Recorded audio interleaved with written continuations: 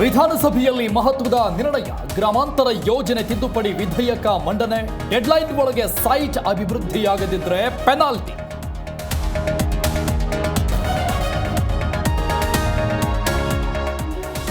ಪರಿಷತ್ನಲ್ಲಿ ವಿಪಕ್ಷಗಳ ಸಂಧಾನ ಸಭೆ ಸಕ್ಸಸ್. ಸಭಾಪತಿ ಕೊಠಡಿಯಲ್ಲಿ ನಡೆದ ಸಂಧಾನ ಸಭೆ. ಪ್ರತಿಭಟನೆ ನಿಲ್ಲಿಸಿ ಚರ್ಚೆಯಲ್ಲಿ ಭಾಗಿಯಾದ ವಿಪಕ್ಷ.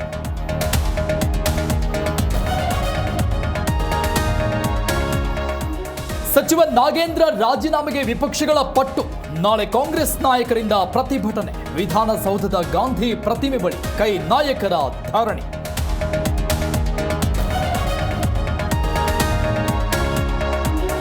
ಚಾಮರಾಜನಗರ ಶೂಟೌಟ್ ಪ್ರಕರಣ ತನಿಖೆ ಚುರುಕು. 2-3 ದಿನದಲ್ಲಿ ವರದಿ ಸಲ್ಲಿಸಲು ತಯಾರಿ. ಮಹಿಮಾ ದಾಸ್ನನ್ನ ಕರೆತಂದು ಮಹಜರು ಸಾಧ್ಯತೆ.